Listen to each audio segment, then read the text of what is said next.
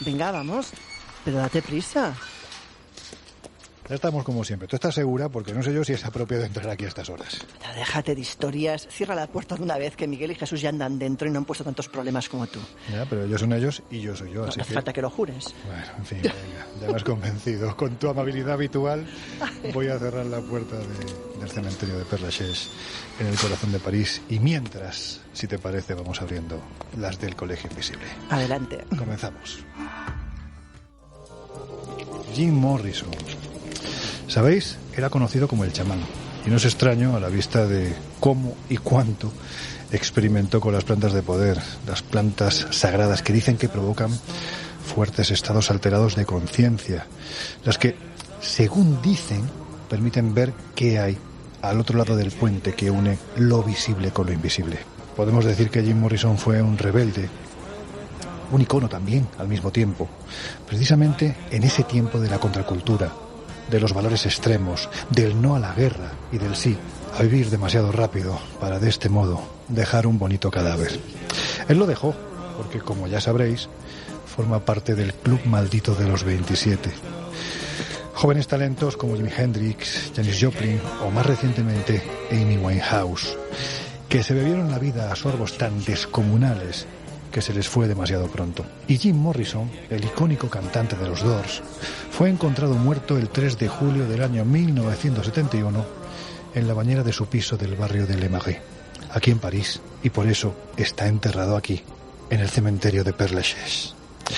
Y dicen, Laura, que es uno de los fantasmas más célebres de este camposanto, ¿verdad? Pero no solo eso. Tú sabes que 3 semanas antes de este suceso paseaba por aquí con un amigo y le dijo al amigo: si me muero me encantaría ser enterrado aquí, justo 3 semanas antes de morir. No me digas. Efectivamente, o sea que en cierta manera tuvo una muerte premonitoria, por decirlo de alguna forma. La verdad es que yo casi te diría que tuvo una muerte anunciada, pero anunciada por él mismo, ¿no? Sí, eso es otra, sí. Pero bueno, en cualquier caso, a pesar de lo extraño, de lo truculento de su muerte, hay que decir que dicen que es uno de los fantasmas que ronda este hermoso cementerio, y es que muchos afirman que por las noches se pueden oír las notas musicales salir de su tumba. O sea, que eso de que dicen que en el cementerio de vez en cuando, especialmente cuando cae la noche, yo me imagino también que es porque tenemos los sentidos más abiertos, ¿no?, a percibir esas sensaciones que durante el día ni tan siquiera somos capaces de atisbar. Y algunos encima se sugestionan. Yo me sugestiono. Por eso lo digo. Pero yo no oigo música. O sí. O puede que no, o puede que sí. Ahora no, pero abierta estoy a que puedan pasar cosas. Pero sí es cierto, ¿no?, que dicen que en este cementerio hay muchos testigos, ¿no?, de que esas melodías que atribuyen precisamente a los Doors, al grupo de Jim Morrison, pues en alguna ocasión se han escuchado en los alrededores de su tumba, ¿no? Eso afirman al menos, pero bueno, hay muchos más fantasmas de los que luego hablaremos que asoman por lo visto por este cementerio. Pues mira, no sé si son fantasmas, pero mira quién viene por ahí ya. Un poco blanco algunos sí que está. Sí, tiene tono sepia, ¿verdad que se llama? Sí, un poquito. Miguel Pedrero, Jesús Ortega, ¿dónde andabais? Pues perdidos por aquí. Es fácil perderse buscando alguna tumba. Ahora daremos alguna recomendación, pero yo he dado más vueltas que un zompo para localizar algunos nombres. Mirando tumbas VIP. Tumbas VIP, sí, esto está lleno. Tumbas VIP. O sea, para enterrarse en Père Lachaise, como en tantos otros cementerios del mundo, que bueno, en alguna ocasión seguramente tendremos la oportunidad de visitar, como por ejemplo Highgate en Londres, o tantos otros, La Chacarita en Buenos Aires, son lugares que yo creo que para nuestros bolsillos son un poco prohibitivos. Incluso esto de la muerte tiene también categorías, ¿no? Y tanto. Eso pero, parece. En fin, Jesús, yendo a la historia de este lugar, la sensación que da es que es muy gótica, ¿no? Sí, porque además, bueno, está ciertamente relacionada con otro sitio de París que quizá más adelante podamos visitar. Qué misterioso te has puesto. Ya ves, porque este sitio reconozco que me encanta, ¿no? Es una maravilla. Yo soy muy torpe para localizarme y perderme entre tumbas, dar un paseo eterno desde aquí para allá intentando localizar alguna, siempre es agradable. Pero como decías, este cementerio nace un poco como necesidad sugerida u obligada por el mismísimo Napoleón Bonaparte. Hay que situarnos en una época muy concreta, finales del siglo XVIII, comienzos del siglo XIX, donde, bueno, pues París seguía enterrando a sus fallecidos dentro de lo que era entonces la ciudad, dentro de los muros de la ciudad, y la masificación de la propia ciudad, los nuevos nacimientos, el hecho de que la gente empezaba a llegar a París, pues generó una sobremasificación de cadáveres en los cementerios dentro de la ciudad, en determinados barrios en concreto, ¿no? Eso generaba, lógicamente, un malestar, ya no solo por el olor que podían generar esos cuerpos en descomposición, sino por, insisto, la cantidad que empezaba a acumularse a finales del siglo XVIII en los cementerios dentro de París. Es entonces cuando Napoleón, como digo, allá por 1803, concretamente, comienza la construcción de este cementerio. Bueno, pues lo que dice es erradicar todos los cementerios de la ciudad, los que había dentro de los muros de París por aquel entonces, y empezar a construir una serie de cementerios fuera de los muros para intentar eliminar pues esos problemas logísticos que generaban los enterramientos masivos. Lo cierto es que este cementerio está muy ligado pues a la zona, a un personaje, ¿no?, que le dio casi nombre a la zona, que es el padre Lachaise, François Dais de Lachaise. ¿Cómo? François Dais, lo repito, François Dais de Lachaise. A ver, Laura, ¿qué tal ese francés? ¿Tú cómo lo has oído? El francés. François de Lachaise. Y lo solucionamos rápido, Miguel. Hay una diferencia, ¿eh? Bueno, pero Miguel, ¿sabes qué es lo más gracioso? ¿Sabes qué es lo más gracioso? Que estuve preguntando a una colega que sabe francés para no cagarla pronunciando el nombre. Pero ya veis que es inevitable. Pero está claro que preguntaste poco, ¿eh? No. Pues como digo, este personaje que llegó a ser confesor del mismísimo Luis XIV, muy conocido por la zona, acabó dándole nombre, valga la redundancia, a la propia zona. Cuando finalmente se construye el cementerio, como digo, es en 1803, en un principio orientado sobre todo a dar digna sepultura a personas de la alta sociedad, de la aristocracia. Aunque sí que es cierto que en un primer momento, cuando se construyen estos cementerios fuera de los muros de la ciudad, genera cierto rechazo, ¿no? Estamos en una época todavía donde el catolicismo pues tiene mucho peso, y eso de que se entierre a las personas fuera de lo que son los muros de la ciudad no está bien visto. Recordemos que en la Edad Media, por ejemplo, los que eran enterrados fuera de los muros de la ciudad pues eran herejes, personas no bautizadas, no católicas, en fin. Hasta 1817, en que al cementerio se le da una especie de caché especial porque se trasladan al cementerio de Père Lachaise los cuerpos, bueno, para hacer una referencia quizá cercana, de algo parecido, podríamos decir, a los amantes de Teruel. Uh-huh. Estamos hablando concretamente de Abelardo y Eloísa, dos personas que casi en una historia pues de Romeo y Julieta se enamoran. Uno de ellos, Abelardo, estaba estudiando para teólogo, es decir, estaba siguiendo el camino, pues digamos, de los estudios, de los evangelios, de la iglesia, y Eloísa era además sobrina de un alto cargo dentro del catolicismo francés. O sea, entiendo que lo de Abelardo y Eloísa es una traducción libre que tú has hecho, ¿no? Es una traducción, vale, efectivamente, como lo citan. Sí, para no tener problemas con la pronunciación. Bien. ¿Has visto qué hábil soy? ¿Cómo se llama el cementerio? Père Lachaise. Père Lachaise. No lo sé. Père Lachaise. Bueno, muy gallego, ¿eh? Venga, anda, seguimos, que si no se nos va a salir. Bueno, pues estamos en un cementerio, que es un sitio al que hay que tener un respeto, cierto respeto. Venga. Y sobre todo teniendo en cuenta los personajes ilustres que descansan aquí. Como digo, Abelardo y Eloísa siguen con su amor. Ella queda embarazada. El tío católico, digamos, de Eloísa intenta por todos los medios que ambos se casen para llevar, bueno, pues ya que habéis cometido esta falta, digamos, pues que todo continúe. No lo consiguen, la historia acaba de manera ciertamente trágica. Más que falta, ha sido penalti, ¿no? Bueno, pues mira, penalti y expulsión, porque ¿sabes lo que hizo el tío de Eloísa con los atributos de Abelardo? Bueno, no. La podadora. El gesto que acabas de hacer me ha gustado tampoco. La podadora. Finalmente Abelardo acaba continuando con su carrera como teólogo, porque incluso su propia amante, en este caso Eloísa, no quería que por casarse truncaran su pugnante carrera como teólogo. Ella acaba en un monasterio, él en otro, acaban separados, y finalmente el último deseo cuando ya habían fallecido era ser enterrados juntos. Bueno, son trasladados, como digo, en el año 1817 al cementerio de Père Lachaise, y a partir de ahí comienza a adquirir cierto protagonismo, ¿no? La gente quiere estar enterrado ya al lado o cerca de esta ilustre pareja de amantes que no pudieron vivir su amor. O sea, es cuando se empieza a convertir en ese cementerio para famosos, porque Laura, aquí hay que decir que hay mucha gente famosa enterrada, ¿verdad? Bueno, tenemos gente de todo tipo y de todas las disciplinas. Tenemos, por ejemplo, a gente como Balzac, a María Callas, Marcel Camus, Jacques-Joseph Champion, por ejemplo, arqueólogo francés, o Jean-François Champion. Tenemos, por ejemplo, a Chopin. O sea, bueno, yo creo que la lista es larguísima, y estos solo son algunos, pero quizás mi preferido es Allan Kardec. como no puede ser de otra forma. Allan Kardec, un personaje tan sumamente vinculado, ¿verdad?, a todo lo que tiene que ver con una disciplina, filosofía. Hay quien dice que religión, conocida como espiritismo, ¿verdad? Fue el fundador, de hecho, de toda la doctrina espiritista. Sus raíces pues son las raíces de las hermanas Fox, de todo el movimiento, de los inicios del movimiento espiritista por excelencia. Un personaje, pues yo creo que más que célebre. Yo creo que Jesús, tú estuviste aquí en otra ocasión y no sé, me extrañaría que a ti te hubiera pasado algo alrededor de la tumba de Kardec, pero en fin, todo es posible. Bueno, no me ha pasado nada, pero fíjate, yo creo que hay un fenómeno que puede vivir cualquiera que se acerque de visita al cementerio a perderse entre sus calles, porque efectivamente está, digamos, dividido en calles, dada la inmensidad del lugar, y me lo dijo en su día Juan Miguel Fernández, presidente actual de la Asociación de Estudios Espíritas de Madrid.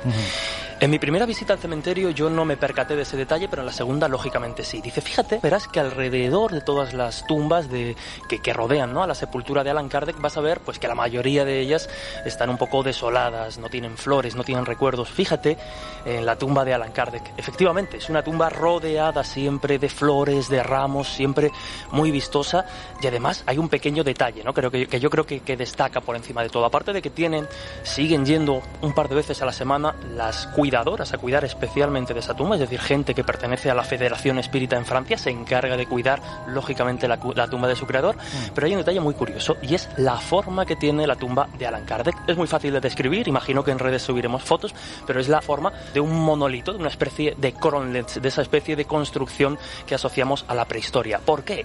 Pues precisamente porque el Allan Kardec cambia su nombre, Hipólito León, ¿no?, lo conocemos como el nombre real, cambia su nombre a raíz del contacto con un espíritu que decía llamarse Allan Kardec y que decía ser nada más y nada menos que druida.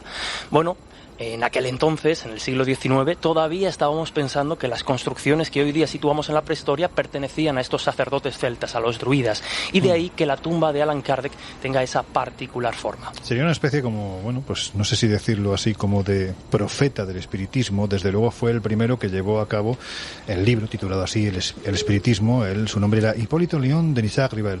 Sí. Era el nombre, escribió el espiritismo, y bueno, esta tumba la verdad es que es una tumba bastante espectacular. Jesús, vete grabando un poquitín la tumba y la colgamos en redes para que puedan ver. Hay que decir de todas formas que dicen que la tumba, todo lo que es los alrededores de la tumba está cargado de una energía muy especial. Es una sensación como si estuvieras en un campo telúrico. Bueno, vamos a ver, tú tienes esa facilidad, yo no tengo esa facilidad, pero claro, es que estando de noche aquí, en este pero sitio... Pero tú te sugestionas. Claro, el sitio, hay que decir que es un sitio maravilloso, es un sitio precioso. Sí. Podemos decir que es de esos cementerios donde el arte funerario alcanza cotas inimaginables. Estamos hablando de auténticas esculturas, casi diría que joyas de arte, ¿no? Pero bueno, no deja de ser un sitio que está lleno de muertos. Y yo soy andaluz. Y como buen andaluz, yo sí, al contrario de lo que decía nuestro querido Dani Rovira hace unas semanas, yo sí soy supersticioso. Por eso te voy a preguntar, Laura, si aquí se hablara de fantasmas, ¿cuáles serían los más ilustres? Hay varios, de hecho, empezando por el que hemos comentado al inicio, pero continuando incluso por esa pareja que comentaba Jesús, Abelardo y Eloísa, que dicen que siguen paseando juntos de la mano. Tenemos, por ejemplo, otros personajes como Madame Raspail. Esta mujer muere mientras su marido está encarcelado y dicen que cada X tiempo le visitaba, en modo fantasma, lógicamente, a su esposo para despedirse, y está enterrada aquí. Bueno, pues estamos hablando del espiritismo. Pues eso, hemos dicho que a pesar de que nació a mediados del siglo XIX, que podemos decir que Allan Kardec, aquí enterrado, fue el que lo difundió, lo universalizó de una forma u otra, haciendo que alcanzara las cotas que ha alcanzado a día de hoy. Casi es una religión, vuelvo a repetir, que es practicada por muchos. Pero hay que decir que uno de los primeros puertos, si no el primer puerto del viejo continente al que llegó, fue precisamente un puerto de Francia. Llegó a Francia, exportado desde Estados Unidos. Miguel, ¿cómo fue acogida aquella moda que yo entiendo que era una moda muy extraña, ¿no? Claro, es que la historia dice que el auténtico creador o el iniciador del movimiento espírita, tal como lo conocemos hoy en día, fue Allan Kardec, pero en realidad ese contacto con el más allá se lleva practicando desde la noche de los tiempos. Los chamanes, los, entre comillas, sacerdotes de los pueblos tradicionales de la tierra, son los encargados de abrir esas puertas, esas compuertas que comunican el más acá con el otro lado, con el mundo de los espíritus, de los dioses y de los ancestros. Es decir, esto era algo, y sigue siendo, dentro de algunos pueblos tradicionales, algo absolutamente habitual. Y el espiritismo se llevaba practicando mucho antes, obviamente, de que naciera Allan Kardec. Y de hecho, Allan Kardec lo único que hace es, digamos, ordenar todo ese conocimiento. Pero en el París de mediados del siglo XIX, el espiritismo estaba enormemente extendido. Las comunicaciones eran fundamentalmente mediúmnicas, es decir, aparentemente los espíritus tomaban el control del cuerpo de algunas personas, de algunos psíquicos, y se comunicaban con los humanos, y otra de los métodos de contacto era mediante las llamadas mesas parlantes. Un grupo de personas que apoyaban sus manos sobre esas mesas, les hacían algunas preguntas y esas mesas aparentemente se movían solas, ¿no? Si daban un golpe querían decir sí, si daban dos golpes querían decir no. Entiendo que antes del espiritismo ya existía la mediumnidad como tal, al punto de que había personas que o bien incorporaban esos supuestos espíritus o tenían la facilidad de contactar con ese supuesto más allá. Claro, pensemos sí que previo a lo que es el espiritismo de las hermanas Fox siempre han habido las mediums de incorporación, los ectoplasmas, todas esas, y las mesas parlantes, evidentemente. Lo de las hermanas Fox fue un poco ya el formalizar lo que era el espiritismo y convertirlo quizás en algo más de la calle, ¿no? O sea, algo más frecuente. Creó unos protocolos, ¿no? Por decirlo de alguna forma. Y lo hizo quizás más social, lo hizo más cercano a la gente. Quizás el tema de las mediums era algo más como de espectáculo de salón, donde se reunía todo de gente, normalmente bastante adinerada, y una señora pues hacía su show particular con ectoplasma o sin él, y había una serie de gente muy adinerada que pagaba bastante bien por ver ese espectáculo. Las hermanas Fox lo que hacen es que el espiritismo pasa a ser algo que practica la gente en su casa ya de forma casi social. Claro, date cuenta que Allan Kardec nace en 1804 y se encuentra con el espiritismo en 1854. Él tenía 50 años y un colega le dice, oye, pues vamos a una sesión de estas de espiritismo, y el tipo se apunta absolutamente escéptico. Exacto. Y de hecho él toma una posición muy científica. Él lo que hace es lleva su cuadernillo y pregunta al espíritu que incorpora el medio, y le pregunta sobre filosofía, astronomía, ciencia, sobre 1000 cosas. Él lo que buscaba era ni siquiera la prueba de la existencia del más allá, sino la respuesta a una serie de cuestiones científicas, porque él era un gran pedagogo. Y en una de esas sesiones es cuando aparece un espíritu y le dice, no, tú tienes una misión que hacer, tú tienes que compilar toda la información que te estamos ofreciendo. Él durante bastante tiempo recopila toda la información a través de él le llevan, recordemos, como decía Laura, como decía Miguel, que las sesiones de espiritismo en Francia eran masivas, y a él le llevan como 50, 60 cuadernos con las transcripciones que se producían de esas sesiones. Le dicen, aquí tienes el material. Como bien decía Miguel, Allan Kardec venía de esa corriente de Pestalozzi, ese formador, ese educador que tenía una manera muy concreta de entender, pues eso, ¿no?, la formación, y era un especialista en sistematizar ese conocimiento. Pero no solo eso, sino que él llega a consultar, como no se queda contento con la información que tenía, llega a consultar a 10 mediums más para tratar de aumentar esa información o de averiguar qué fallo tenía. Además, Miguel, de una manera muy sistemática, es decir, él escribe 3, 4, 5 preguntas iguales y las envía a mediums de todo el planeta. La respuesta ante esa única pregunta de todas las mediums del planeta es la misma o muy parecida. Ante esa, vamos a llamarlo, evidencia que puede hacer Allan Kardec, es decir, si yo he enviado una pregunta a tantas personas y supuestamente le han respondido los espíritus desde el más allá, y convierte su libro, el libro de los espíritus, año 1857, en un auténtico bestseller. Es la Biblia del espiritismo. Claro, sí, claro. Es la Biblia. Y uno de los países que recoge toda esa tradición por encima de cualquier otro es España, y además de una forma... Bueno, a nuestra manera. A nuestra manera, de una forma enormemente curiosa. Fijaros, el libro de los espíritus de Kardec se publica en 1857. En el 61, mediante un auto de fe, una condena eclesiástica, acaban en la hoguera 300 libros espíritas en Barcelona.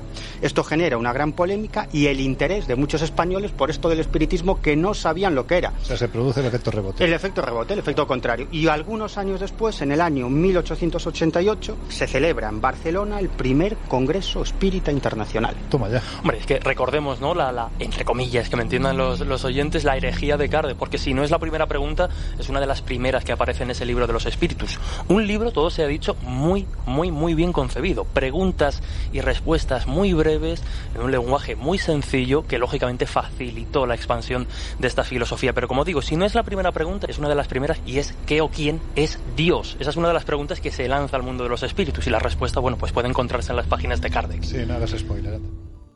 ¿Os puedo decir quién hay enterrado? No en este cementerio, pero en uno muy cercano, exactamente, para ser concretos, en el de Saint-Jacques de la Boucherie. ¿Sabéis quién es Nicolas Flamel? Sí, claro. O sea, yo creo que es otro personaje, vamos, brutal, que tenemos aquí enterrado en esta ciudad. Contad quién es, que seguramente quienes nos están... Venga, Miguel.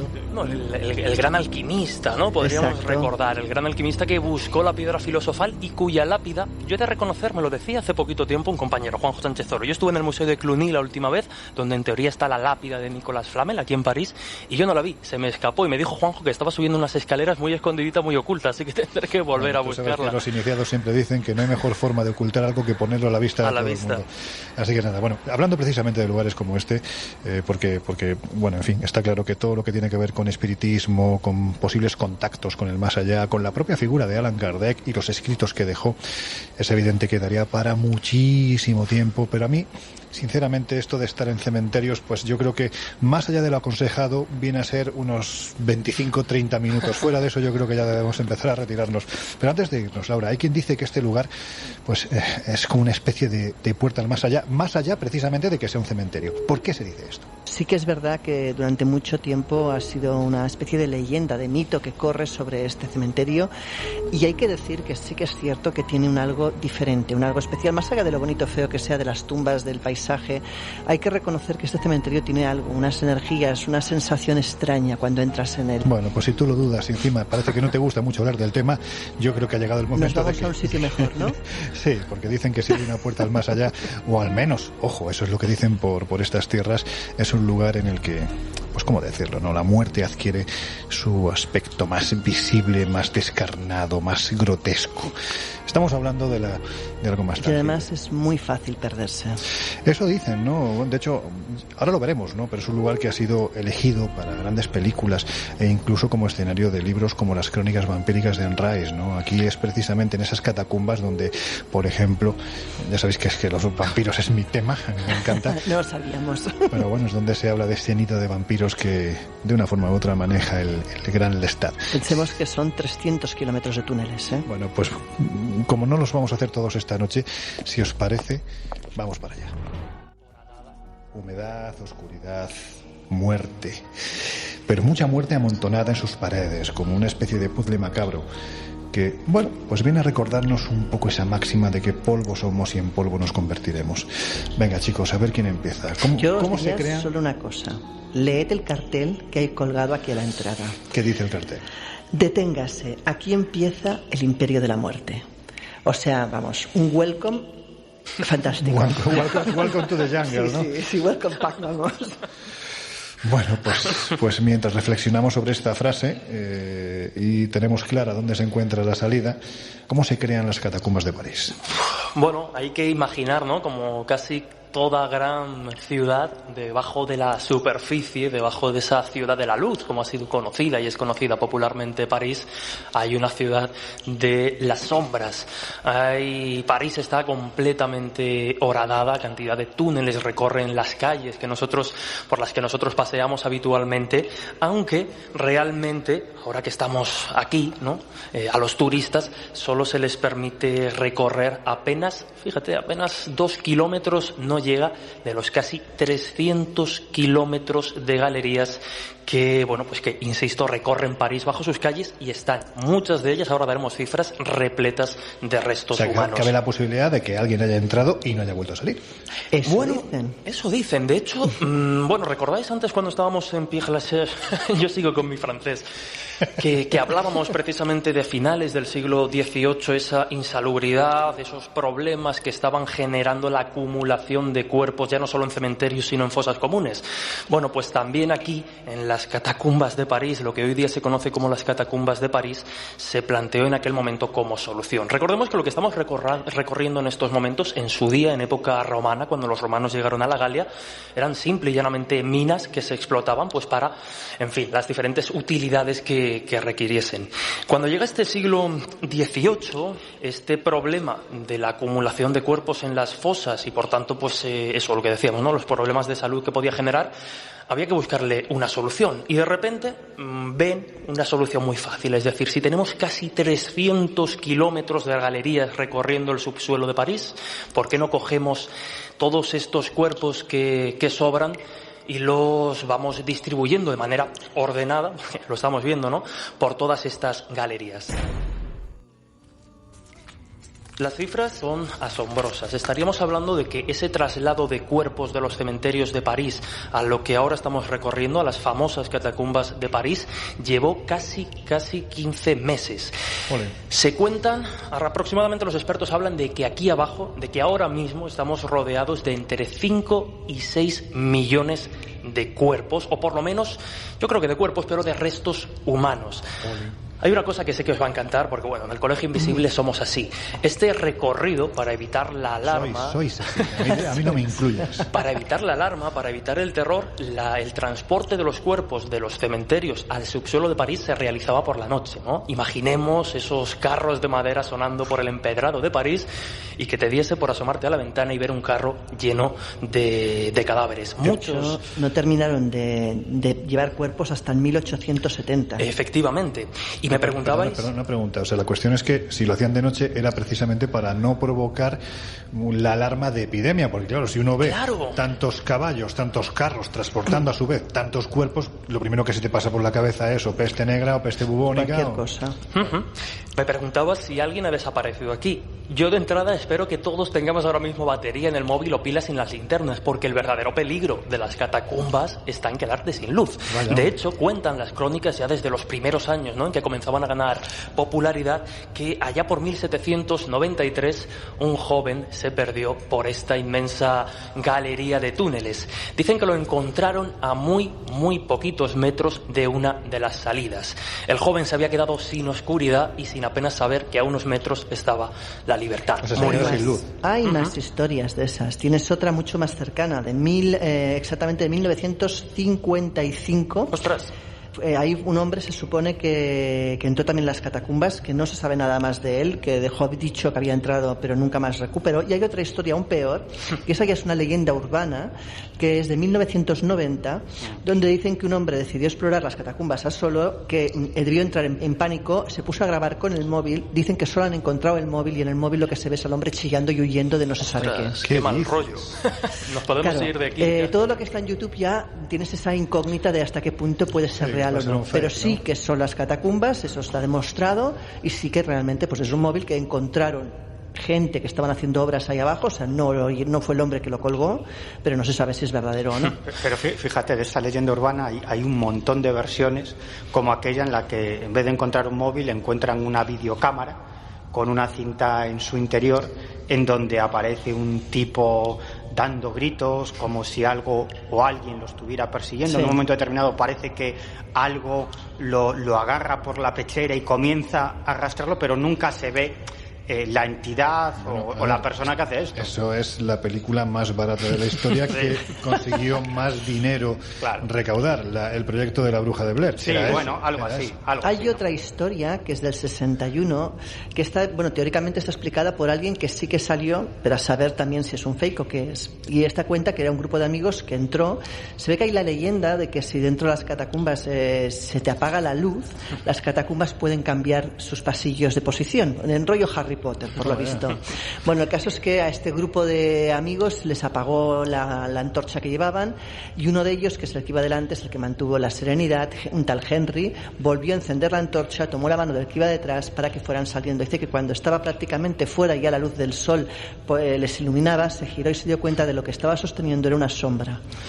Y que nunca más salieron sus amigos. Bueno, los Henry suelen ser gente bastante seria, ¿no? Por lo que cuentan. A ver, por recapitular, estamos en una red de galerías de más de 300 kilómetros, totalmente laberínticas, que además fueron excavadas en época romana, eran minas romanas y reutilizadas a partir del siglo XVIII como tumbas a raíz de la evolución de las ciudades, ¿no? La gente de los pueblos venía a las ciudades y entonces también aumentó la mortandad, había que meterlos en algún sitio y los metieron aquí. Por lo tanto, aquí, pregunto, la gran pregunta. A mí particularmente me interesa mucho. ¿Aquí se producen fenómenos paranormales? Suelen decir que sí. O sea, lo que suelen decir es que evidentemente hay apariciones, gente que desaparece en las catacumbas, sombras inexplicables, los propios que... Hay una patrulla de subsuelo que son los que, sobre todo desde finales de los 90, después de la prohibición de acceder a las catacumbas sin un guía autorizado y sin vigilancia, pues estos hombres se encargan, o mujeres se encargan de vigilar que nadie entre y que evidentemente pues nadie pueda hacerse daño entrando en este lugar de noche. Ellos dicen que muchas veces pasear por el subsuelo de noche es realmente angustiante. Bueno, es que solo hay que ver lo que tenemos alrededor, Laura. Es que estamos hablando, a ver, para que quienes nos están escuchando, si tuviéramos que describir, ahora mismo estamos a ambos lados, en ambas paredes, es que solo hay cráneos, tibias, peronés. Esto está lleno hay de hasta muertos. altares. Pero fijaos, chicos, ¿no? Porque lo que estamos viendo es superficial. Estos huesos y estos cráneos que vemos es una especie de muro de contención construido como tal. Es decir, que al fondo está plagado de huesos. Tengamos en cuenta que ahora mismo París, como ciudad, que puede estar en los 2-3 millones de habitantes. Es decir, hay más gente aquí abajo que arriba. Es sorprendente, ¿no? Aquí se dio una paradoja. Durante la Segunda Guerra Mundial, lógicamente, este sitio era ideal como refugio antiaéreo. Claro. Sin saber ambos bandos... Es que lo utilizó la resistencia, lo utilizaban los alemanes... Lo curioso es que ambos, tanto la resistencia francesa como en su momento los nazis que pretendían invadir y hacerse con París, compartieron las catacumbas como refugio y ni ellos mismos se vieron en esa... Fíjate que los soldados alemanes llegaron a establecer un búnker subterráneo debajo justamente del Lycée Montaigne. Y una cervecería también se encontró por las catacumbas, que ahora se ha convertido casi en una galería prohibida de arte, porque recordemos que, salvo estos 2 kilómetros visitables por el turismo, son muchas las entradas secretas que hay a lo largo de todo París para acceder, pues insistimos, a estos más de 300 kilómetros de galerías. De hecho, hay un fenómeno concreto que es el de los cataphiles, se los llama, ¿no?, por catacumbas, buscadores y demás, que es gente que se dedica precisamente a explorar, porque todavía hay muchas cosas que no se saben de esta ciudad de los muertos subterránea, a ver qué demonios hay por estas galerías. Pensemos que dicen que hay varios lugares por los cuales te puedes colar, desde alcantarillas hasta entradas de metro, que la gente de la ciudad algunos conocen y, bueno, con todo el peligro de no volver a encontrarte nunca más. Esos son los ratafiles, ¿no? Pero bueno, no nos olvidemos de un detalle, que también tienen fama de ser un lugar típico de reunión de sociedades secretas o de realización de rituales satánicos. Aquí se han celebrado ese tipo de rituales. Eso dicen. De hecho, por eso se acabaron, digamos que cerrando... Nada, no hay forma de que deje, Jesús. Hoy está muy lanzado. No, porque no lo he dicho, ¿no? Pero la primera vez que visité París, fíjate que, bueno, que París está cargada, ¿no?, de monumentos. Lo que más me sorprendió y me sigue sorprendiendo a día de hoy fueron las catacumbas. Las catacumbas. Quedé impresionado, sí. Bueno, yo creo que es un sitio que a quienes nos estáis escuchando ahí al otro lado de los micrófonos de Onda Cero, bueno, pues merece la pena, que si tenéis oportunidad, es una forma muy clara, muy descarnada de enfrentarte a lo que vamos a ser en un futuro, esperemos que lo más lejano posible, y en cierto modo te lleva a la reflexión de disfrutar de esta cosa enorme que es la vida. Tampoco me extraña que en un sitio como este, pues, porque es que la propia estética del lugar te lo da, ¿no?, se hayan grabado tantas y tantas películas. Si tuviéramos que hacer un breve resumen de esas clásicas del cine que se han rodado aquí, a ver, contadme. Bueno, antes has comentado precisamente la de vampiros. Sí. Quizá la última, bueno, por decirle más reciente, ¿no?, Aquí en el cielo como en la tierra, que es una película grabada íntegramente en las propias catacumbas, bueno, con ambiente sobrenatural, o por citar quizá alguna otra obra, El péndulo de Foucault, de Humberto Eco, donde sitúa, bueno, pues una especie de guarida secreta, ¿no?, ni más ni menos que de los templarios. Mira, este sería un escenario ideal, ¿sabes para qué, Laura? ¿Para? Pues mira, como comentabas que bueno, pues que fue... Para montar una acampada de fin de semana. Bueno, pero la barbacoa la hacéis vosotros, yo me voy a comer fuera. Eso. Bueno, la cuestión es la siguiente. Yo creo que es un sitio ideal, ¿no? Como has comentado anteriormente, pues aquí hubo mucha gente que se refugió durante los bombardeos en la Segunda Guerra Mundial. Pues mira, yo creo que podría perfectamente ser escenario de uno de los capítulos de La maldición de la lanza sagrada, que por cierto, tu libro, ¿qué tal va? Bueno, parece que ha arrancado muy bien y que está gustando, y de eso se trata. O sea que ahora ya estamos en pleno mes de presentaciones. O sea que bueno, que en un lado o en otro, quien quiera, pues ya sabe, podrá acercarse. Quien quiera saber los lugares en los que Laura Falcó va a estar presentando La maldición de la lanza sagrada, ya sabéis, editada por La Esfera de los Libros, iremos colgando en nuestras diferentes plataformas, tanto en Twitter, en Facebook, en Instagram, los horarios, lugares para que podáis estar allí, porque realmente merece la pena no solo leer el libro, sino escuchar a Laura contando la historia, la intrahistoria que hay detrás de este trabajo. Galicia, por ejemplo, que es tu tierra, ya existe la tradición de que algunos lugares pueden ser esa especie de puertas al más allá, y además desde tiempos antiguos, porque en tu tierra las puertas del más allá son unos pedruscos enormes que puso un hombre en el Calcolítico hace más de 5.000 años, ¿no? Bueno, yo creo que los arqueólogos están en lo cierto cuando dicen que los monumentos megalíticos, fundamentalmente los menires y los dólmenes, son tumbas. Estos dólmenes y megalitos tienen aproximadamente unos 5.000, 6.000 años. La cultura popular los vincula con los druidas, con los pueblos celtas, pero en realidad no tienen nada que ver. Los pueblos celtas son muy posteriores a los constructores de los megalitos. Y es cierto que dentro de los dólmenes se han encontrado restos humanos. Y es cierto que nuestros ancestros de muchísimas épocas, de hace 5.000 años, 6.000, en la época de los constructores, incluso posteriormente, dejaban sus restos dentro de los dólmenes, pero no porque los utilizaran a modo de tumba, sino porque esos restos humanos, normalmente huesos, vendrían a ser el símbolo o la materia que contenía la fuerza vital, el alma, la energía de la persona. Y si os dais cuenta, los dólmenes no son más que el símbolo en piedra del útero materno. Nosotros venimos a la vida a través del útero, de nuestra madre, salimos al mundo. Y cuando fallecemos, volvemos al útero materno, porque hay que darse cuenta que los dólmenes antiguamente no eran tal como los vemos ahora, sino que estaban cubiertos de tierra. Eran una especie de gruta, exactamente, de útero materno. Y en muchas ocasiones esos dólmenes terminaban o entrando en la tierra, es decir, hacia el inframundo, o digamos que tomando una posición elevada hacia las estrellas, es decir, tanto el cielo como el inframundo era el lugar de los dioses. Y en realidad, cuando la gente fallecía y volvía al útero materno, no volvía al útero de su madre, volvía al útero de la madre tierra, de la madre naturaleza, porque en la antigüedad Dios no era Dios, Dios era una diosa. Claro. Y entonces lo que hacíamos simplemente era volver al útero materno. Por eso, cuando los primeros cristianos llegan a determinadas zonas de Europa, los primeros cristianos que quieren cristianizar a las gentes paganas de esas tierras, y Galicia es un ejemplo muy bueno, rechazan el animismo porque lo consideraban algo primitivo, es decir, las gentes adoraban a las piedras, adoraban a los árboles, adoraban a las aguas, pero no porque creyeran que cada uno de esos elementos tenía un espíritu, sino porque esos elementos eran una representación de la madre naturaleza, de Dios, es decir, que no eran politeístas, que eran monoteístas, pero creían en una diosa. Y en muchos casos, en algunas de las losas de esos dólmenes y megalitos nos encontramos con algunos grabados tremendamente interesantes que nos dan una pista sobre esos lugares, porque esos lugares eran puertas al más allá. En muchos de estos dólmenes, como el dolmen de Lufang, que está en Bretaña, en la Bretaña francesa, se encuentran una serie de símbolos en los que aparecen pues unos seres muy extraños, de forma antropomorfa, cruzando unas líneas onduladas. Esas líneas onduladas son como la frontera, la puerta del más allá, del otro lado. Cuando esos seres antropomorfos, los dioses, las entidades del otro lado cruzan esas puertas, generan una serie de fenómenos. De hecho, al otro lado de esas líneas ondulantes se suelen representar seres humanos con la cabeza desgajada, sin partes de su cuerpo, incluso hay representaciones de espirales como si fueran torbellinos, es decir, que la aparición de esas entidades o el contacto con esas entidades generaba toda una serie de fenómenos en el más acá.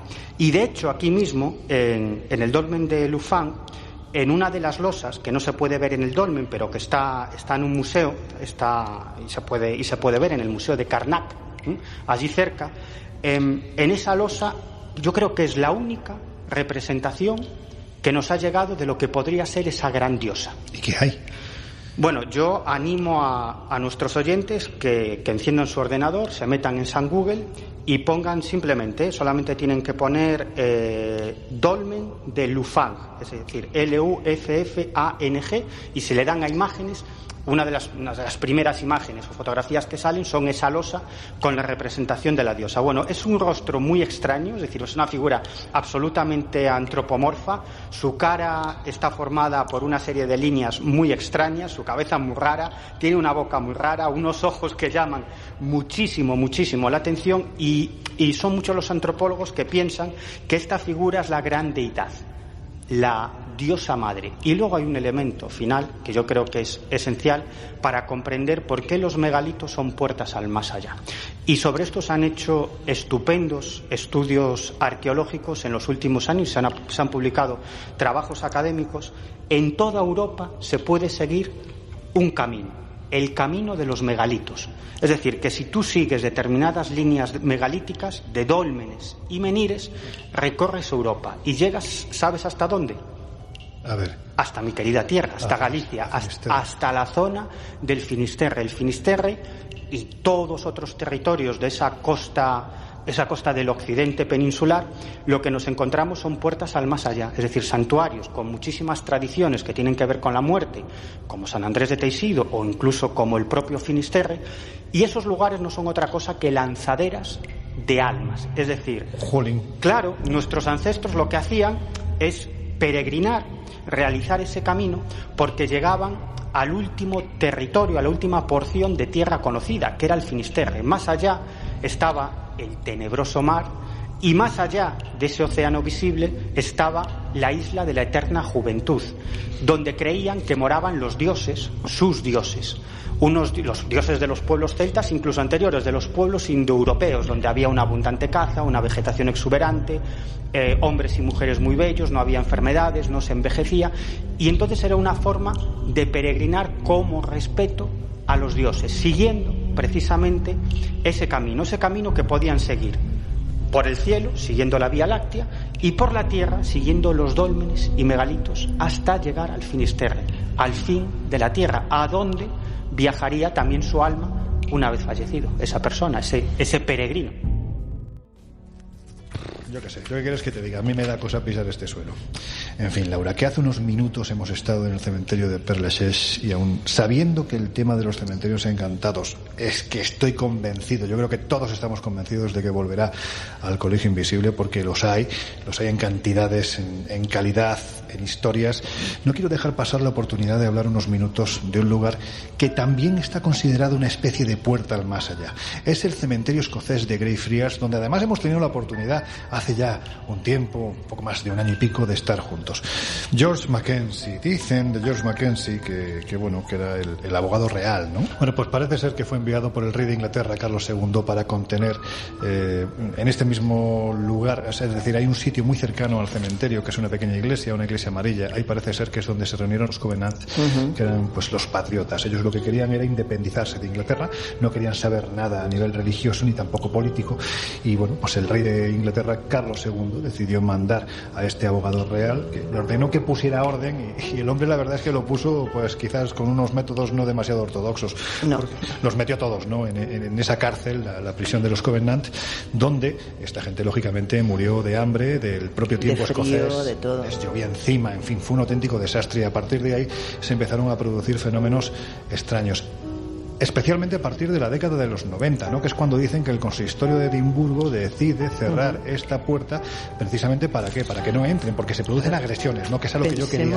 Claro, pensemos que para que la propia Iglesia dictamine que en un sitio hay un poltergeist y decida cerrarlo al público, tiene que ser algo muy notorio. La Iglesia no suele manifestarse en estos casos, ni quiere verse mezclada en este tipo de situaciones paranormales. Bueno, pues en este caso, más que la Iglesia, fue el propio consistorio, sí, el ayuntamiento. Pero ambos, fue tanto el ayuntamiento como la iglesia, ambos decidieron que no podía seguir eso abierto al público. Porque no, pues estaban produciendo agresiones de todo tipo. Pero si hay un lugar que focaliza este tipo de fenómenos, es el conocido como Mausoleo Negro, ¿no? Dicen que efectivamente que es un lugar donde ha habido agresiones de todo tipo. El Mausoleo Negro además es un sitio muy especial, es el único lugar que está protegido por una reja. Cuentan que los edificios que hay detrás... Una reja que yo intenté derribar casi.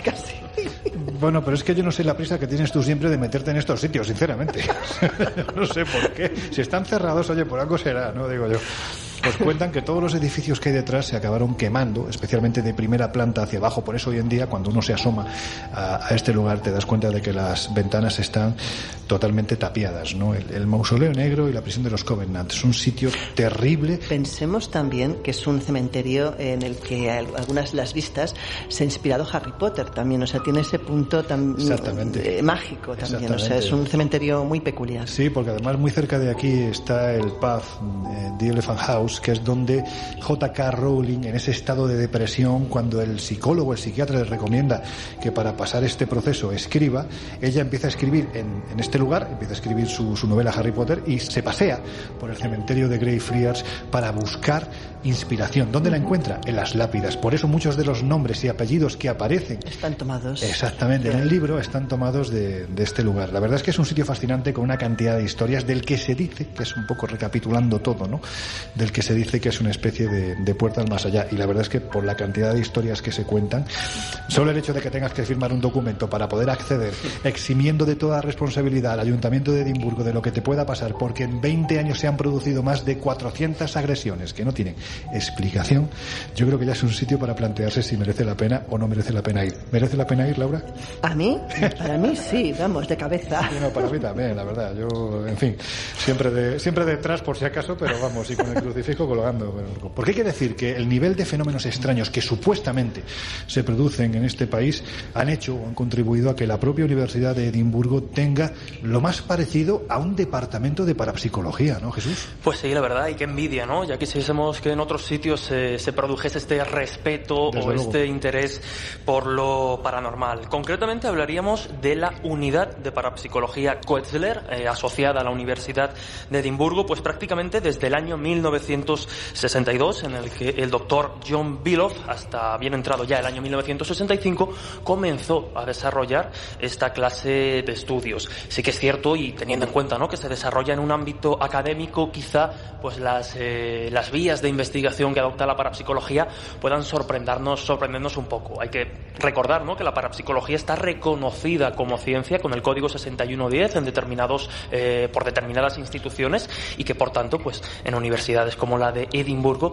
se sigue practicando un poco este estudio. Como digo, quizá pues estamos más acostumbrados, ¿no?, por pues los medios de comunicación, no los especializados como el Colegio Invisible, a pensar que la parapsicología pues es todo aquello que vemos por la televisión, el tarot, demás. Bueno, es un poco más reduccionista y centra un poco más el tiro en lo académico. Por citar, ¿no?, algunas de las líneas de investigación que a día de hoy sigue realizando la Universidad de Edimburgo a través de esta unidad de parapsicología Koestler, serían la posible existencia de habilidades psíquicas, es decir, si existe la posibilidad de transmitir pensamientos entre mentes sin necesidad de hablar, si existe la posibilidad también a través del poder de la mente de mover determinados objetos o incluso de prever situaciones, adelantar fenómenos que aún están por suceder.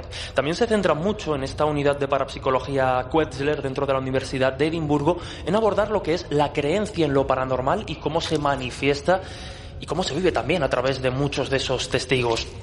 Estamos muy acostumbrados, Miguel lo sabrá, a que, por ejemplo, en España los testigos sean casi etiquetados y la psicología o la psiquiatría clásica, bueno, los etiquete con otras enfermedades, ¿no? Esquizofrenia y otro tipo de trastornos, pero sin valorar realmente la experiencia trascendental y espiritual que un fenómeno de estas características, al margen de interpretaciones, puede generar en el testigo. Se centran también precisamente en esa psicología de las experiencias anómalas, es decir, lo sabemos muy bien, ¿no?, cómo cambia la vida una persona que de repente vive una situación extraña y que encima pues es tratada con incomprensión, ¿no? Encima pues le dicen que está loca o lo que ha vivido es imposible. ¿Cómo afecta también esta clase de fenómenos a las personas? Lógicamente, y algo que nos interesa a todos, el engaño y el fraude dentro de estas cuestiones, y más teniendo en cuenta, ¿no?, hemos estado mentalmente en ese cementerio de Edimburgo donde los testimonios se cuentan por cientos, es necesario discernir. Y luego, sobre todo, pues también en esa pues la relevancia social e histórica de la parapsicología como ciencia. Hay nombres realmente interesantes asociados a esta unidad, como puede ser el de Arthur Koestler, que da nombre a la propia unidad, un multimillonario, podríamos decir, con un interés muy pronunciado en la parapsicología y que dedicó parte de su capital a dotar de medios, a dotar también de aparatos pues a esta unidad, ¿no?, para investigar. Y miembros actuales principales pertenecientes, pues mira, yo estoy convencido que Miguel a lo mejor puede dar más datos al respecto que yo, porque una es Caroline Watt, ¿no? que ha investigado mucho el asunto de las experiencias cercanas a la muerte. Nos encontramos también a Peter Lemon, en fin, Ian Tierney, que es psicólogo. Recordemos que todas estas personas, lógicamente, ¿no?, al formar parte de una unidad dentro de la universidad, pues han estudiado o han tenido una formación altamente cualificada en psicología, sobre todo, que no está tan alejada de estas cuestiones. Y yo sé que voy a decir una palabra clave con la que Miguel puede que salte, ¿no? La conciencia también es una de esas cuestiones que está investigando, o por la que investigan en la unidad de parapsicología Quetzler. Hay que decir que no siempre las investigaciones que llevan a cabo en esta unidad son tan divertidas como a veces, ¿no? Divertidas, entretenidas o sugerentes como a veces vemos en televisión. Muchas veces los estudios llevados a cabo aquí, por ejemplo, para intentar determinar si hay indicios de la existencia de la telepatía o de adelantar acontecimientos a través de la mente, pues básicamente es sentar a los sujetos de estudio en una mesa y, por ejemplo, con las famosísimas cartas Zener, esa estrella, cuadrado, ondas, círculo, creadas precisamente por el padre de la parapsicología moderna, Joseph B. Rhine, para investigar la telepatía, pues como digo, es sentar a sujetos. Esto sale muy bien reflejado y de manera muy cómica en Cazafantasmas, ¿no?, en la primera película, pero es verdad, en un laboratorio sentar a sujetos e ir haciendo constantemente pases de estas cartas Zener para ver si en tantas repeticiones hay un desvío mínimo del porcentaje de aciertos y, por tanto, un indicio, pues como decíamos, de estas posibles capacidades psíquicas. Normalmente se suele decir que las cartas Zener son 25, que a partir de 5 cartas para arriba ya hay un porcentaje al menos cuestionable de que realmente pueda haber algún tipo de comunicación telepática. No, iba a decir simplemente que yo creo que es el drama de la parapsicología que desde los años 50, que empieza con el doctor Rhine y compañía, se convierte en algo muy tedioso y prácticamente estadístico, ¿no? Miles y miles y miles y miles y miles de pruebas para luego hacer una serie de estadísticas y llegar a una conclusión si estas pruebas o si los aciertos están por encima del azar. Del azar, es decir, que es... pero yo creo que ahora se están haciendo incluso cosas muchísimo más divertidas. Y es más, yo creo que la parapsicología ya es un término pasado de moda y que ya no se investiga sobre parapsicología, sino que hay determinadas investigaciones científicas en campos como el de la biología, el de la física, o incluso el de la meteorología, o incluso el de la óptica, que en realidad están haciendo parapsicología, lo que nosotros llamaríamos parapsicología, porque en el fondo lo que están investigando es la acción a distancia, es decir, la acción de la mente sobre la materia. Y eso ya no se encuadra dentro de la parapsicología, sino que se estudia dentro de un montón de ciencias y que ya no se llama ni siquiera parapsicología. De hecho, lo que tenemos que hacer los interesados ahora en la parapsicología es mirar mucha documentación para ver si algún estudio en algún campo tiene que ver con la parapsicología. No, incluso, fíjate, ¿no?, lo decías, la parapsicología dentro del ámbito académico, salvando las excepciones, pues como estamos comentando, ¿no?, la unidad de parapsicología Quetzler en la Universidad de Edimburgo, salvando las excepciones, ha generado muy mala prensa, ¿no?, en lo que sería el ámbito académico. Por lo tanto, muchos profesores o muchas personas del ámbito académico interesadas, y las hay, incluso en España hubo vinculada a una universidad en Barcelona, una especie de departamento muy parecido a esta unidad de parapsicología Quetzler, ya no hablan de parapsicología, porque es verdad que ha cogido como esa mala prensa dentro del mundo académico, y están hablando, por ejemplo, de conceptos como experiencias o fenómenos anómalos. Bueno, y yo te puedo contar una anécdota. Un buen amigo que es físico, durante bastantes años estuvo muy interesado en el tema de la transcomunicación instrumental, es decir, ese pretendido contacto con el más allá a través de medios electrónicos, y este hombre, que llegó a realizar experimentos bastante interesantes, tenía un terror absoluto de que alguno de sus compañeros descubriera que estaba siquiera interesado en esto, ya no que experimentaba, y me lo explicó. Y yo lo comprendí. Él me decía que en el mundo de la ciencia, en el mundo académico, los recursos son mínimos. Hay muy pocos recursos y mucha gente que intenta acceder a esos recursos. Es decir, es una carrera muy, muy competitiva. Por lo tanto, me decía, cualquier cosa que se pueda utilizar en tu contra, se utilizará. Y esto, aunque empleemos el método científico, aunque lleguemos a conclusiones científicas y racionales, en el fondo, en la cultura popular se vincula con la brujería y con el esoterismo, por lo tanto se va a utilizar para destruir tu carrera y que otra gente ocupe tu puesto. Pero fíjate, Miguel, porque hay incluso, fijaos, ¿no? Lingüistas que han investigado el concepto de pseudociencia, que es un término, bueno, que nosotros estamos hartos, ¿no?, de recibir por parte de determinados sectores. Despectivo, ¿no? Sí, pero fíjate, porque tanto, ¿no?, que se habla del método científico y estas historias, yo establecería un matiz que creo que es básico, ¿no? Y es algo que lógicamente se ha aplicado en la parapsicología. También cabe destacar que lógicamente ellos, a pesar de las creencias personales de cada uno de los investigadores, al moverse en un ámbito de generar conocimiento, de usar el método científico, no se pueden dejar de llevar por hipótesis preconcebidas, es decir, estos fenómenos son una evidencia del más allá, sino que manejan. Pero lo que iba a decir, y con esto creo que es interesante, ¿no?, y que sirva para reflexión, yo creo que la pseudociencia como tal no la define el objeto de estudio. Es decir, que nosotros investiguemos un caso ovni, el avistamiento de una luz, el avistamiento de un supuesto fantasma, no convierte eso en pseudociencia, no convierte en algo menos atractivo. Lo que define o no una pseudociencia es el método de abordarlo, el método de enfrentarte a esa cuestión e intentar responder a la pregunta, ¿no? Yo creo que eso sería interesante tenerlo muy en cuenta. Mira, yo creo, me da la sensación de que hay una confusión en lo que a conceptos se refiere. Cuando tú hablas, por ejemplo, en un país como España de parapsicología, inmediatamente dentro de ese saco enorme cabe de todo. Cabe desde los fenómenos poltergeist, la fantasmogénesis, casi te diría si un lugar está maldito, encantado, endemoniado. Prácticamente todo vale para meterlo en el saco de la parapsicología, cuando realmente la parapsicología lo que se dedica a investigar son fenómenos, como dirían los expertos, más vinculados a esos sí capa, sí gamma, es decir, son fenómenos los que la mente de una forma u otra podría intervenir. No estamos hablando de fenómenos en los que una inteligencia externa, sea la que sea, llamemos fantasma, espíritu, como sea, intervenga. Es otra cosa.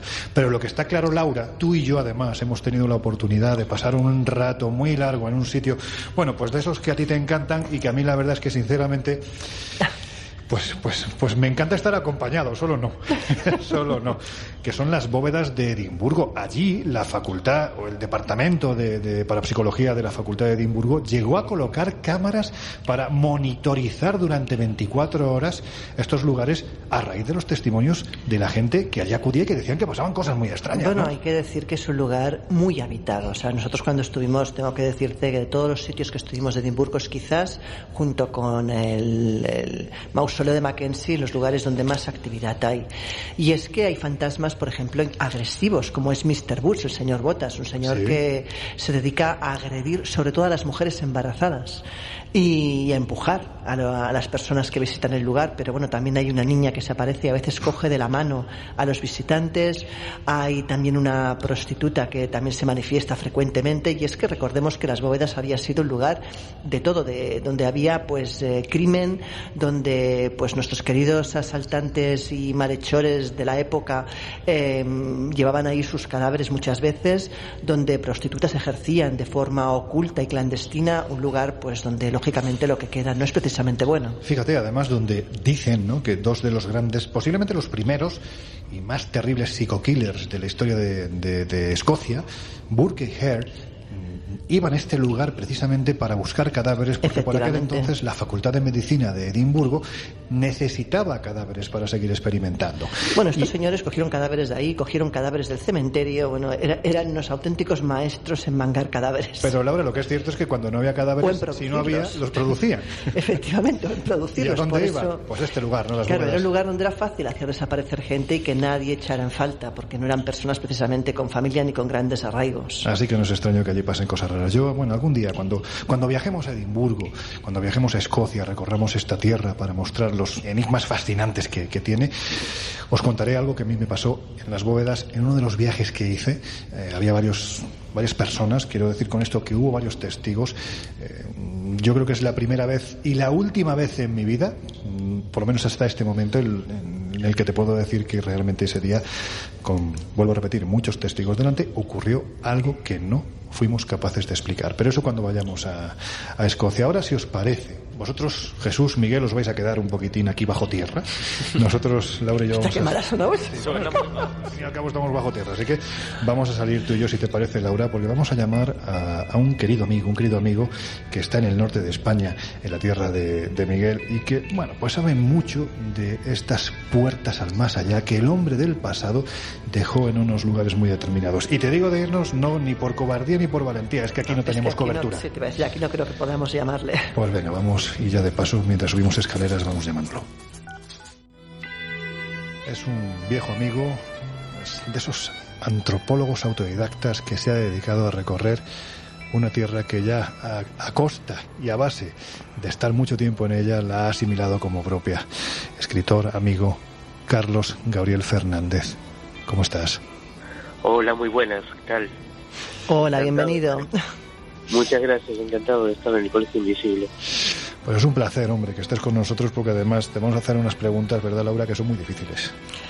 Oh, complicaditas. Mira, vamos a empezar fuerte, bueno.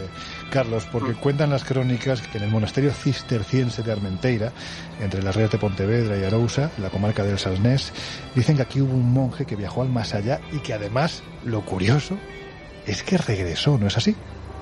Pues así parece, es la historia de Sanero de Armenteira, ¿no? Hoy en día Armenteira es un monasterio que regentan unas monjas, pero su fundador, que él fue escudero de Alfonso el Emperador, pues un día cuentan que decidió pues abandonar la vida pública, la vida mundana y fundar un monasterio, que incluso el propio rey le financió esa obra, que comenzó allá por el año 1150. Después de, cuando aún estaba en construcción este monasterio, que aún tardó unos 70 años en construirse, pues salió a dar un paseo pensando en cómo sería el más allá, ¿no? Era una de sus obsesiones, de sus pensamientos recurrentes. Y cuentan que escuchando el ruido de los pájaros, el trino de los pájaros, pues se quedó como absorto. Cuando volvió en sí, regresó al monasterio, pero el monasterio ya casi no lo reconocía, porque había cambiado completamente. Tocó la puerta y los frailes que lo atendieron pues tampoco lo reconocieron. Y así es que después de mucho hablar con el abad de aquel entonces, pues llegaron a la conclusión de que habían pasado nada menos que 300 años. Esa es una de las cosas más sorprendentes de la historia de este hombre, que esta historia está avalada por los reyes, ya que en los cantos de Santa María de Alfonso X el Sabio se cuenta esta historia, ¿no? Como verdadera, ¿no? La historia del sanero que quedó dormido escuchando el sonido de los pájaros durante nada menos que 300 años. Y de hecho, si visitáis el monasterio de Armenteira, la imagen que se encuentra ahí del sanero está con un pájaro en el hombro, ¿no? El símbolo de aquella historia, ¿no? Que está reconstruida también en otros muchos murales y bajo relieves del propio monasterio. ¿Y han habido otros casos similares a este? Sí, pues hay una historia también muy parecida, en la que el protagonista es otro abad, pero no en la otra punta de España, en Leire, en Navarra, donde en este caso San Virila también le ocurrió algo muy parecido, en el que escuchando el ruido durante un paseo, cuando escuchó el ruido el trino de un ruiseñor y pensando en cómo sería el más allá, pues también le ocurrió uno de estos sueños de que durante 300 años lo habrían mantenido alejado del mundo real, ¿no? Bueno, lo que está claro es que descansó un montón, eso seguro. Habrá tenido tiempo de reflexionar. Es una manera práctica de perder de vista a la familia también. Sí. Oye, también es verdad. Divorcio express. Estamos hablando, Carlos, de la posibilidad de que existan puertas al más allá y bueno, pues ahora mismo hemos tenido que salir Laura y yo un poquitín al exterior porque estamos en las catacumbas de París y te puedes hacer a la idea de que aquí cobertura, pues la verdad es que no hay mucha, pero sí es cierto que Galicia tiene mucha tradición de este tipo de lugares, ¿no? Lugares ventana, vamos a decir, que siempre se le atribuye esa capacidad de poder ir a otro mundo, ¿no? Si hay un punto sagrado desde tiempos ancestrales en Galicia, ese es el Monte Seixo. ¿Es cierto que aquí también se dice que hay una puerta al más allá? Pues mira, precisamente el Monte do Seixo pertenecía, aunque está ya unos kilómetros hacia adentro, hacia el interior de Galicia, el Monte do Seixo era parte de los dominios del monasterio de Armenteira, ¿no? Del que hablábamos hace un momento. Y allí es un lugar, uno de los lugares más altos del entorno, ¿no? Es un lugar poco poblado, solo hay algunas aldeas en el entorno, y allí hay un lugar para mí de los más particulares de toda la geografía gallega, porque es una especie de puerta en la que si se cumplen determinados ritos, determinados requisitos, pues aparentemente se puede cruzar al más allá, incluso hablar con los fallecidos, ¿no? Es un lugar que es un conjunto de piedras que se conoce con el nombre de Portalén. Portalén es ya el nombre, yo creo que viene de la tradición y ya lo identifica, en gallego quiere decir puerta al más allá, porta o alem, y bueno, hay que cumplir, es un conjunto de aparentemente natural, granítico, una gran masa granítica en la que hay una grieta coronada por otra piedra que semeja una puerta, ¿no? Dice la tradición que en el mes de noviembre se puede, al atravesar esa puerta, una vez dejada una ofrenda, que puede ser un poco de pan, un poco de vino para las almas que están del otro lado, se puede hacer una pregunta a los fallecidos y la respuesta vendría como modulada en el viento, ¿no? Y hay varias cosas importantes aquí para que este rito pueda cumplirse. Una, que es un rito personal, es decir, no pueden ir gente en grupo, sino es algo que hay que hacer en solitario.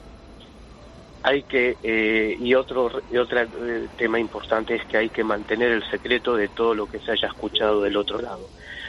También es importante, una vez escuchada la respuesta del más allá, volver a atravesar la puerta en sentido contrario, porque si no podrías quedarte para siempre entre este mundo y el otro, ¿no? Con todo lo que ello supone. Y hay otro requisito que también es importante, que es no revelar nunca lo que se haya escuchado del otro lado. Dicen, asegura la tradición, que muy cerca está enterrado un personaje llamado Tecelán, del que aseguran que profetizó ni más ni menos que el final de los tiempos. ¿Quién era este hombre?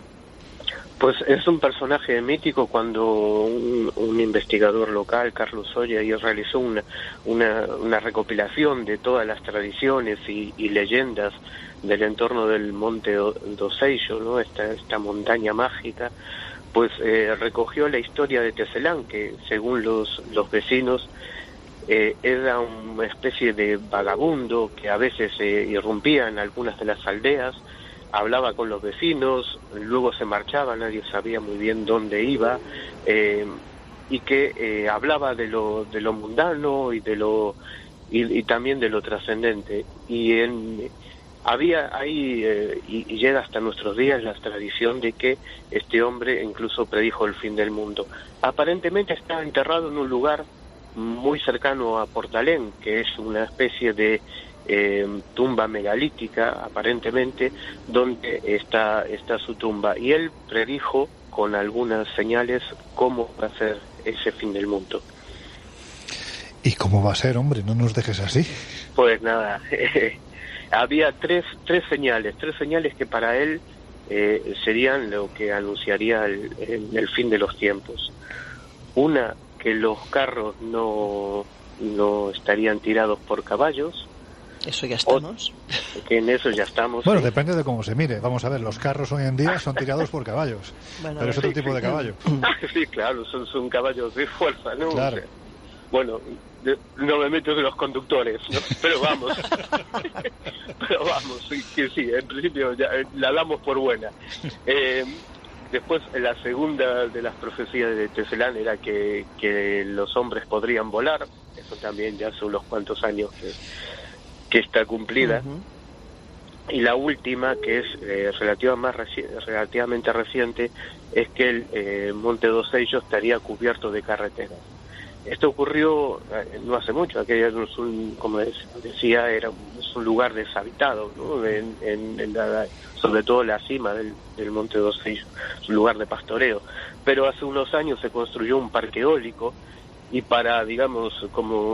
junto con esa infraestructura pues se crearon una serie de carreteras y pistas que hacían cumplir esta tercera parte, ¿no? de las señales que anunciaba Tecelán. ¿Cómo se conservaron los vaticinios de este personaje a lo largo de la historia? Pues en la memoria popular nadie sabe identificar cuándo era que existió este hombre, si hace años y hace años, no simplemente está el recuerdo transmitido de padres a hijos, ¿no? Y de abuelos a nietos, sobre estas historias, ¿no? Que se cuentan alrededor de este hombre. Para terminar, Carlos, decía el historiador romano Publio Tácito Cornelio que el druida, en mitad del conjunto megalítico, solía realizar sacrificios humanos y que lograba contactar con los muertos y ver el futuro en las entrañas palpitantes de los hombres. ¿Qué tienen los conjuntos megalíticos? ¿Por qué fueron colocados ahí? El hombre del pasado sabía tanto como para localizar estas fuentes de poder que además, según la tradición, podrían conducir ni más ni menos que a ese supuesto más allá. Pues yo me quedo con una teoría de las muchas que hay en torno a los monumentos megalíticos, y es que simbolizaban algo que también en Galicia son muy habituales, de llamarle barcas, ¿no? a esos conjuntos megalíticos, esas barcas donde irían las almas hacia el más allá, ¿no? Que es una mitología que está presente en toda la antigüedad en Europa y que refleja esa idea de que más allá del mar, más allá de lo que hoy llamamos Atlántico, hay unas islas donde estaría físicamente el más allá, ¿no? Tal como creían todos los pueblos antiguos, ¿no? Y especialmente los celtas, que incluso le pusieron nombre a aquellas islas, ¿no? Como Ternanov, hay otros nombres como San Brandán, Avalon, en fin, todas esas islas míticas que simbolizarían el más allá. Y los megalitos posiblemente sean esas barcas, ¿no? Esas puertas o esas naves que conducirían a las almas hacia ese otro mundo. Laura, da gusto escuchar a este hombre, ¿verdad? Hombre, sí, la verdad es que vale la pena. ¿Os conocéis vosotros? ¿No? ¿Físicamente? No, creo que no nos conocemos. Bueno, pues además de que da gusto escuchar a Carlos, cuando lo conoces físicamente, además es una persona que lo primero que te apetece es abrazarlo. Ah, bueno. Sí. No, te lo digo en serio. A mí me pasa. Yo cada vez que lo veo es Carlos, ven para acá. Ni buenos días ni puñetas, dame un abrazo. Porque es la típica persona que dices, no puede ser otra cosa que buena persona. Carlos, que ha sido un placer tenerte en el Colegio Invisible. Esperamos que vuelvas a estar por aquí. Seguramente volverás en un futuro porque, a ver, tus estudios, tus conocimientos, tus investigaciones son fundamentales para que ese otro conocimiento al que a veces no se le presta tanta atención como se debería, finalmente no se pierda. Amigo. Encantada de conocerte. Encantado, yo también. Vamos a ver si nos conocemos físicamente algún. Exacto. Ya haremos porque sea así, por tu tierra además, que está muy bien. Un abrazo muy fuerte. Venga, un abrazo. Hasta pronto. Hasta luego. Bueno, pues yo creo que ha llegado el momento ya de empezar a concluir a las conclusiones, ¿no? A mí es la parte del Colegio Invisible, sinceramente, que más me gusta, porque ya de por sí vuestras reflexiones sobre los lugares que estamos visitando darían para todo un programa entero, ¿no? Pero vosotros pensáis que existen las puertas al más allá, o se trata de otra cosa. Lo digo porque, bueno, pues hoy en día, y eso es algo que tú, Miguel, lo sabes muy bien, ya se habla de puertas a otras dimensiones desde el punto de vista de la física teórica, y me da que el hombre del pasado sabía localizar muy bien estos lugares. ¿Vosotros qué pensáis? ¿Estamos hablando de puertas al más allá o son puertas a otra cosa? Mira, no sé si son puertas al más allá o otras dimensiones. Probablemente creo más en las puertas a otras dimensiones, pero lo que es cierto es que hay lugares donde parece que lo razonable, lo lógico, deja de tener sentido y pasan cosas y suceden hechos que gente de lo más normal, gente que además no suele creer en estos temas, explica historias que sinceramente no hay por dónde cogerlas. Entonces yo creo que sí, que algo hay. Lo que pasa que probablemente, pues como tú bien has comentado alguna vez, igual el hombre antiguo tenía más noción de cómo localizar esto que nosotros actualmente. Bueno, yo estoy completamente convencido de que los pueblos tradicionales de la Tierra, nuestros ancestros y otros que todavía comparten tiempo con nosotros, aunque no territorio, están convencidos de que hay ciertos lugares que son puertas al otro lado. Y no tenemos que irnos muy lejos. Antes hablábamos de mi tierra, en Galicia. Hemos hablado hace poco de dólmenes y menires. Pues todavía es una práctica que todavía se sigue realizando, utilizar determinados menires para controlar fenómenos naturales. Es decir, la gente lo que hace, pues un menhir, si lo tumba, eso supone lluvia. Y si llueve demasiado y lo que quieres es que luzca el sol, pues lo que hace la gente es levantar un menhir. En realidad no creen en el poder del menhir, creen en el poder del menhir como un objeto de poder para comunicarse con Dios o con los dioses, que son los que tienen la capacidad de hacer que llueva o haga sol. Fíjate, las piedras, ¿no? Que tendrán las piedras que en el pasado también sirvieron para que un señor recostara su cabeza y comunicara directamente con Dios. Se llamaba Jacob. Esa piedra la custodian en el castillo de Edimburgo. También hablaremos de ello en alguna ocasión.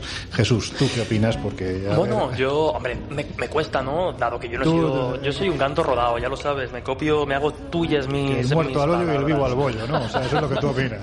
Y a funcionar. No, pero a pesar de que, como diga, realmente al no haber sido yo protagonista directo en uno de estos sitios de alguna experiencia realmente transgresora o espiritual o transformadora... Es que no estarías aquí, o sea, si llegas a cruzar una puerta ya... Me quedo fino por allí.